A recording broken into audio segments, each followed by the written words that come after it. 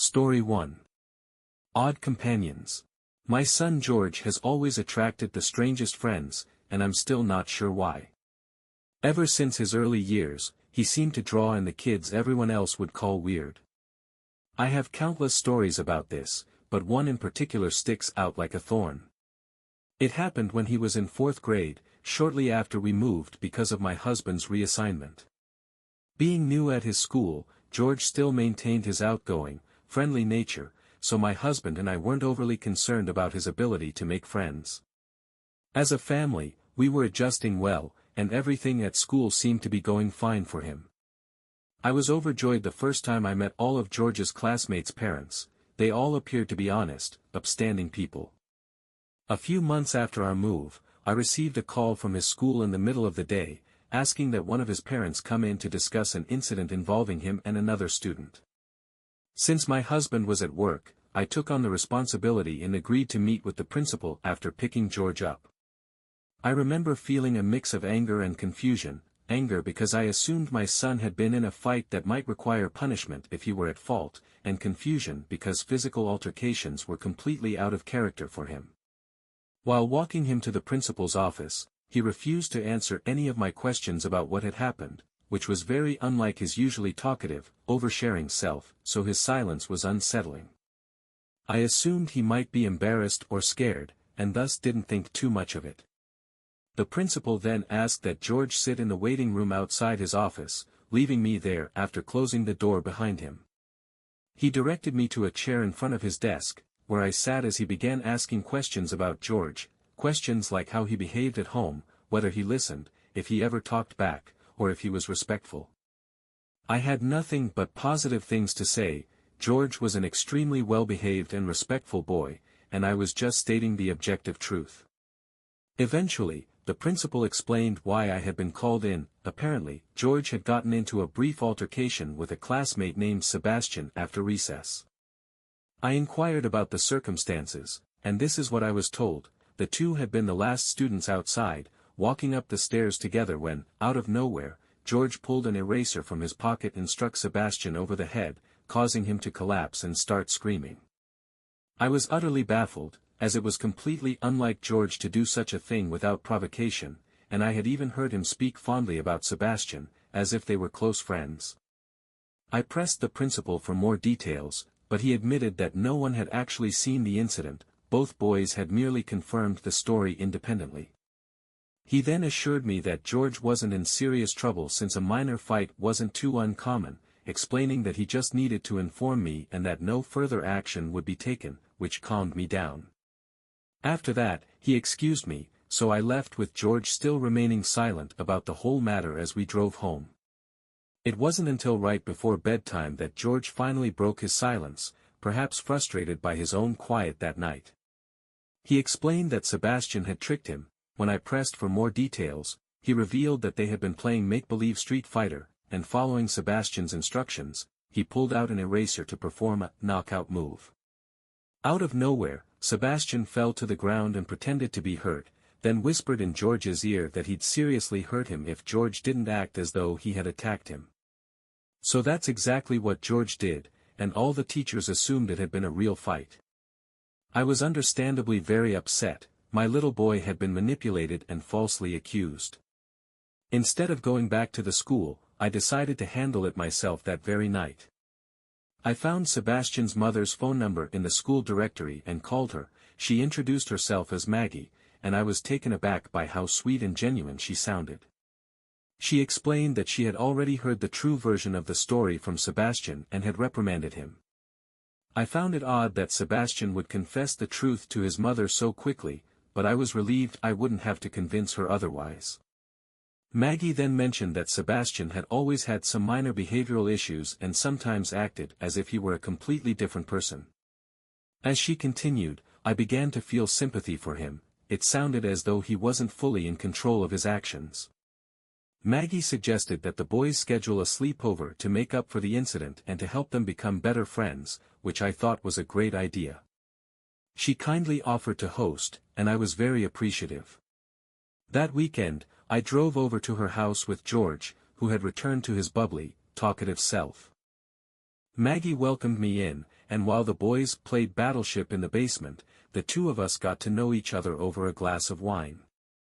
I truly enjoyed her company, she seemed completely genuine, and it comforted me knowing that George would be helping Sebastian learn how to be a friend. Eventually, it was time to say goodbye, and as I went downstairs to collect George, I saw the two boys laughing and playing together. I kissed my son goodbye and drove home.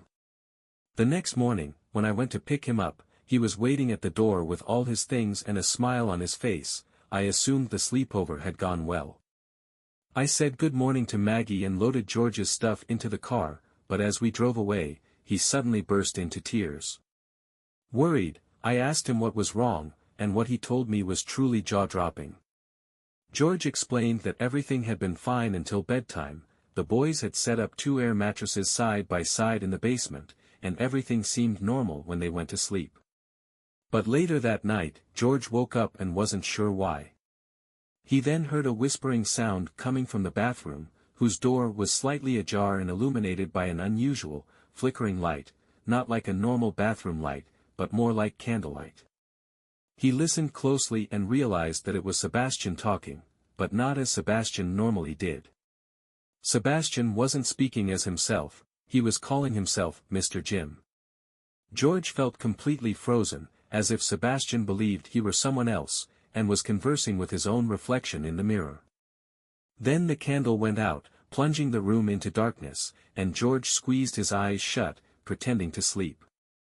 A long time passed before he heard the bathroom door creak open again, and his stomach dropped when he heard whispering once more, this time right above him.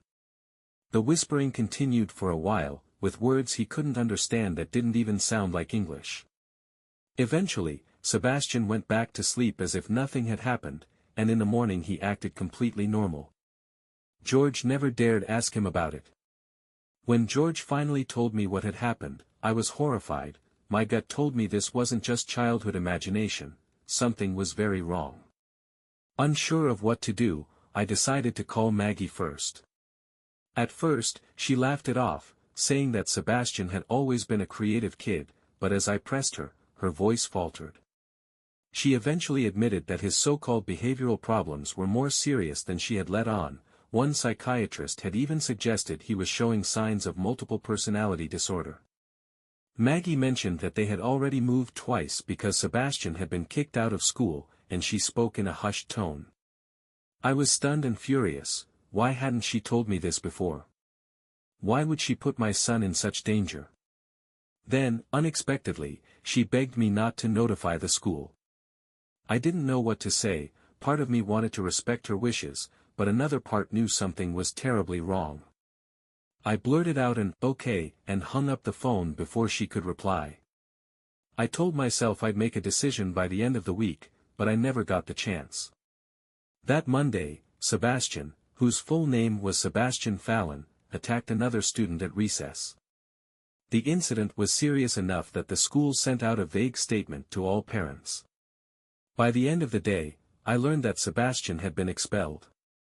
I tried calling Maggie again, but her phone appeared to be disconnected. The situation became incredibly unsettling. Just days ago, we had spoken, and now she was unreachable. I didn't even know what I wanted to say to her, only that I needed answers. There were no other numbers or emails in the school directory, just that one now disconnected number. A few days later, my curiosity overwhelmed me, and I drove to her house. When I arrived, the house was completely empty, no moving trucks, no signs of a hasty departure, just gone, as if they had never existed. I searched online for any trace of them, but found nothing, no forwarding address, no mention anywhere. It was all from so long ago, and George wasn't too badly affected by it. In fact, I believe he's mostly forgotten about it. I, however, still often wonder what really happened that night in the basement, or what kind of trouble Sebastian has been causing since. Story 2. Demon's Domain. My upbringing was a bit unorthodox. I grew up in a Southern Baptist household where we didn't believe in ghosts, but we were absolutely certain demons were real. Let me explain. If something strange occurred, it wasn't the work of a wandering spirit but something darker, something biblical. I never fully bought into it, yet the message was drilled into me from a young age: to reject demons was to reject Scripture itself. My mother, however, was different. Her faith was optional. She wasn't an atheist or agnostic, she was just indifferent, often saying things like, "God and I have our own understanding," whenever I asked about church. While I leaned into religion for structure and stability, she drifted away from it, widening the gap between us. I won't sugarcoat it, my mother struggled with addiction and mental health issues, problems she never wanted help with. Some days she functioned well, on other days, she was downright erratic. I tried not to take it personally, but in retrospect, it was hard. Looking back, she definitely had schizophrenia or something similar, but before you say my family neglected her mental health, things were different back then. One afternoon, I had a nightmare so vivid that I still recall every detail. In the dream, I was lying in bed when my mother burst in, screaming in a fit of rage, grabbing my wrist and shaking me violently. I awoke drenched in sweat, my body still rigid with fear, but before I could shake off the terror, it happened again. This time, I wasn't asleep. The door was flung open, and there she was, exactly as in my nightmare, with the same expression, unhinged anger, and words that made no sense. I barely managed to push her away and yell for her to stop, and then she suddenly left, as abruptly as she had entered. The next morning, when I confronted her, she had no memory of the event. She looked confused, even a bit hurt that I was so shaken up.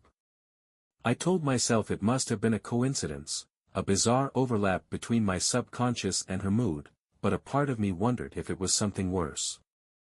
A few weeks later, I heard her screaming from the backyard, a strange sound, not panicked or distressed, but oddly excited. I rushed outside and froze at what I saw, my mother standing in the yard, grinning while holding a massive, 70-foot-long snake in her bare hands. That was terrifying enough on its own, but there was more. My mother had a lifelong phobia of snakes, she couldn't even watch them on TV without recoiling, yet there she was, gripping one like it was a toy.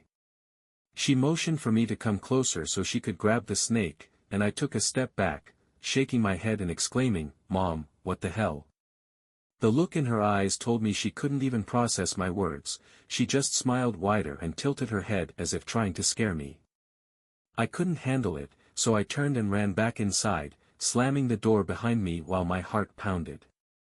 I peered out the window and saw her still standing there, holding the snake like an offering. Eventually, she let the snake slither to the ground and then walked back inside as if nothing had happened. Later, when I asked her about it, she simply shrugged as if I were making it up, insisting I must have had a strange dream, and refused to entertain my questions. But that wasn't the end of it. That winter, my church held an overnight lock-in, a welcome escape for me, as church was my refuge with its predictable, normal people. My mother dropped me off completely sober and even kissed my forehead before driving away at around 4:30 a.m. Just as we were settling into sleep, a loud knocking echoed through the chapel. Everyone sat up, glancing at each other as the knocking moved around the building in an almost impossible way. It seemed to come from multiple directions at once. It wasn't the wind or an animal, it was as if someone or something was rhythmically circling the chapel, trying to break in. The pastor, the only one with a key, was asleep in his office and hadn't heard a thing. I ran to wake him, and as soon as he stepped into the chapel, the knocking stopped. He opened the front doors and, to my shock, stumbled back in fear. Standing there barefoot, sweating in the freezing air was my mother.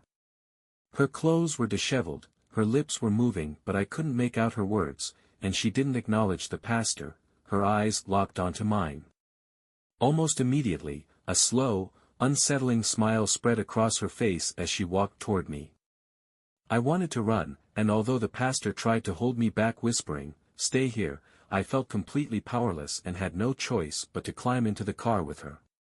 The drive home was silent. She didn't speak, explain, or answer my questions when I asked why she had been there. Once we arrived, she stopped in the doorway and just stared at me as I made my way to my room. I closed and locked my door, then lay awake for hours. In the morning, I heard her in the kitchen, cooking breakfast, and she seemed cheerful and completely oblivious to the previous night. When she saw me, she jumped back and said she was just about to pick me up from the church. My heart sank. She had no memory of knocking on the chapel doors or driving me home. It was all extremely eerie. I had expected someone, the pastor, a church elder, even one of the choirs, to comment on what had happened, but no one did. It was as if they either didn't know or didn't want to talk about it. That was how people treated my mom back then. Decades have passed since then, she's gone now, but her memory will always haunt me for better or for worse. I don't know if I believe in demons or the supernatural anymore, but I can't explain what happened. The logical explanation might be that she was suffering from a mental illness, perhaps addiction withdrawal or something else entirely, but the memory lapses, the eerie timing, and the way she acted like a different person some nights still leave me unsettled. I tell myself there's a rational answer to everything, but even now, I remain unsure. Story 3. Echoing footsteps. My eldest son began sleepwalking when he was about 8 or 9, and I didn't worry too much at first. It was just one of those unsettling phases. After all, I'm a light sleeper, so none of my kids have ever managed to sneak around at night without me noticing. In fact, that's how I discovered his habit. Most nights, I'd wake up to find him standing in the hallway outside my bedroom, walking on his heels and shifting his weight from foot to foot. His eyes would be open, but they seemed to look through me, as if he were seeing something beyond my reach. For anyone who has lived with a sleepwalker, you know exactly what I mean. His vacant, distant gaze always sent shivers down my spine. Sometimes he'd mumble softly, his words too quiet and slurred to understand, while other times he'd remain silent, just standing there and breathing in that slow, steady way that made it even more eerie. I would gently guide him back to bed, whispering his name and assuring him that everything was fine, and he never seemed to remember any of it the next morning. A few months after I realized he was sleepwalking, one night I awoke to a rhythmic tapping sound. It resembled water droplets repeatedly hitting a window pane. Though it wasn't raining outside, it was soft and barely loud enough to wake me initially. I thought it might have been part of a dream, a far-off noise my half-asleep brain misinterpreted, but the sound continued steadily and deliberately. It wasn't sporadic like real rain, it occurred at regular intervals and maintained the same volume every time. I listened intently, trying to determine its source. It wasn't the house settling or the wind, it was too precise for that. Realizing the tapping wasn't going to stop, I accepted that I'd have to investigate. I sat up and looked toward the door from which the sound emanated. My husband was fast asleep, and I didn't want to wake him, so I got out of bed on my own. When I stepped into the hallway, I saw my son standing there, facing the wall, his forehead lightly tapping against it in slow, measured beats. His fingertips were gently grazing the wall, synchronizing with the rhythmic knocks as if he were attempting to push through it. I whispered his name softly, but he didn't react at all. I reached out and touched his shoulder, yet he continued his head tapping as if in a trance, his small body swaying slightly. Then a chilling thought struck me. He had never seen his older brother sleepwalk, not that I knew of, and there was no reason for him to mimic the same exact behavior. It wasn't just that he sleepwalked, it was the way he did it, the steady tapping, the almost deliberate pressure of his forehead and the soft brushing of his fingers against the wall. That realization made me feel incredibly sick. It was as if I were watching a replay of my older son's eerie nocturnal behavior from years ago. After a few moments of gentle coaxing, I finally managed to snap him out of his trance and guided him back to bed, tucking him in as I'd done many times before, convincing myself it was just a strange habit that he'd eventually outgrow. Sure enough, the sleepwalking and tapping eventually stopped, and the memory faded into a weird little recollection that I mostly forgot about. That is, until my younger son began sleepwalking around the same age years later.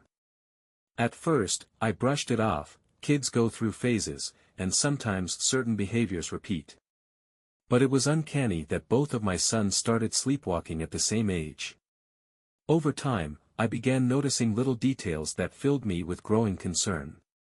It wasn't merely that my younger son sleepwalked, it was the way he did it, standing in the hallway, shifting from foot to foot, with unfocused eyes, mirroring exactly how his older brother had moved, in that same slow, eerie rhythm. I felt like I was reliving the memory of watching my older son sleepwalk, and it grew even more disturbing when one night I awoke again to that familiar tapping noise. I already knew what I would see before I stepped into the hallway, and sure enough, there he was, his forehead pressed against the exact same spot on the wall, knocking away as if trying to step into something that wasn't there. It was the same behavior down to every detail, the forehead taps, the way his fingers brushed the wall, and that inexplicable urgency. I called his name and touched his shoulder, but he simply continued, lost in a deep, unreachable state. That's when it hit me, he had never seen his older brother sleepwalk, at least not that I knew of, so why was he imitating every last detail of that long-ago behavior? The thought made me feel absolutely sick. After some persistent badgering, I eventually snapped him out of his trance and led him back to bed, tucking him in and trying to convince myself that it was just another quirky sleepwalking phase. Sure enough, as with his brother, he outgrew it, no more sleepwalking, no more tapping, and he never recalled any of it in the morning. For years, I didn't think much of it, until recently, when our house grew much quieter with my sons away at college. My husband and I had more time on our hands, so a few weeks ago we decided to renovate our old home, new floors, fresh paint, minor updates to give it a new feel. While stripping the old wallpaper, we noticed something unusual underneath. At first, I assumed it was just some old backing or a strange stain, but as we peeled away more layers, I was stunned to see an antique-style mirror hidden behind it. I couldn't understand why anyone would cover a mirror instead of removing it. I felt foolish standing there staring at a piece of glass as if it might do something, yet I couldn't shake the feeling that we weren't supposed to find it, it had been sealed away for a reason. Then I realized that the mirror was positioned exactly where both of my sons had been bumping into the wall all those years ago. The memories flooded back, and I stood there in shock. There was no logical reason they should have known it was there, they couldn't have seen it, but somehow, each of them had independently tried to walk into something they couldn't see through the wallpaper. I immediately got rid of the mirror, yet I'm still pretty freaked out by the whole thing. There has to be some rational explanation, but I can't seem to find one, and I still don't know what to make of it.